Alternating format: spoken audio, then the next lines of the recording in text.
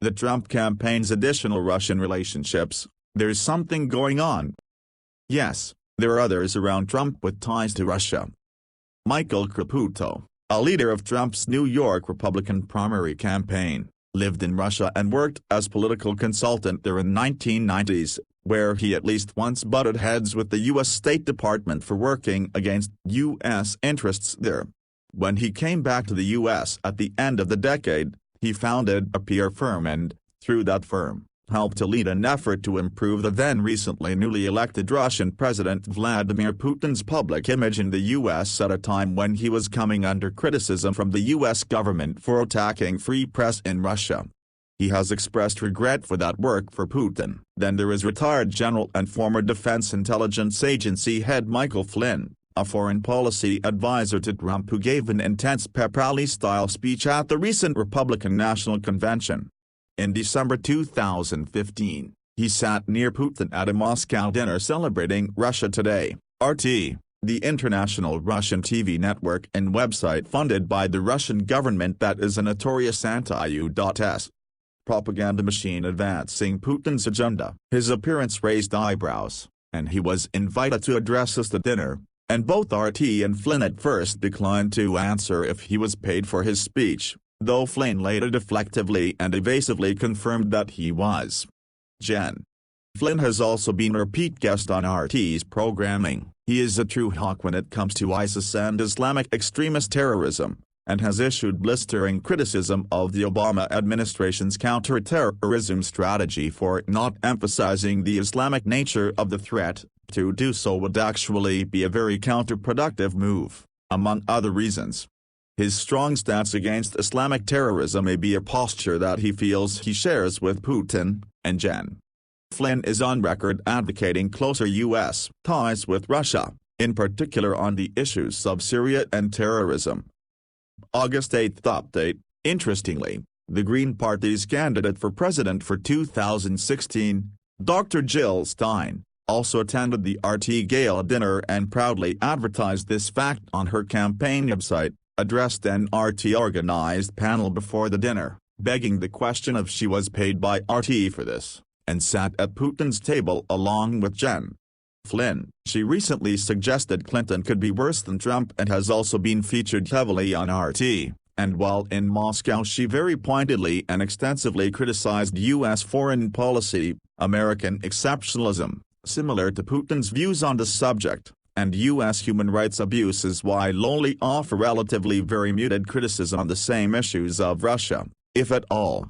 On to Carter Page, who is another Trump foreign policy advisor. Page used to be the head of Merrill Lynch's Moscow branch for 3 years, beginning in 2004, helping to advise the Russian state-run gas behemoth Gazprom. Gazprom was active at this time in Firdash's political laundering scheme, funneling money to pro-Russian politicians in Ukraine, and throughout this period Firtash was working with Paul Manafort, raising the possibility that Manafort and Page might have connected during this period, even worked together on the Gazprom scheme. Such a possibility surely deserves investigative scrutiny. Today, Page is still an investor in Gazprom and attends its annual investor meeting, and seems to lament the effects of U.S. sanctions on Russia enacted in response to Putin's invasive military moves in Ukraine.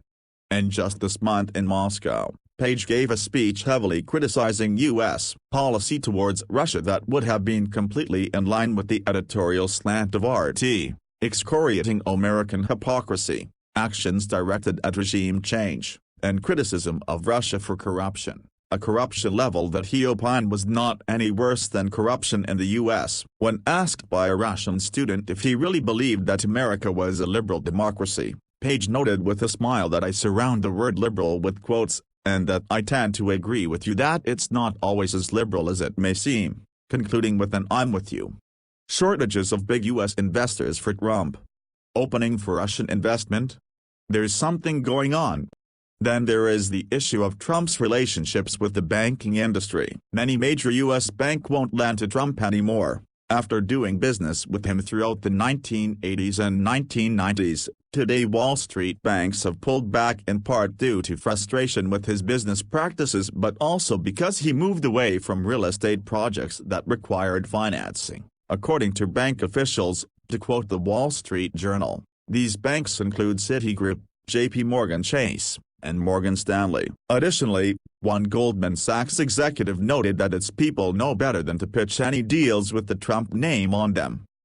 One of the banks with which Trump has one of his largest relationships is the German giant Deutsche Bank, which has loaned Trump billions, $2.5 billion in loans and $1 billion in loan guarantees to Trump-affiliated companies, but executives there, too, have found him difficult to deal with and the relationship has been rockier of late. Deutsche Bank is, in fact, the only Wall Street bank of a larger scale that still loans to Trump, and overall, he owes at least $250 million to banks, mostly small banks. But it should be noted that Deutsche Bank seems to have had a huge problem when it came to dealing with Russian transactions of an illegal or suspect nature.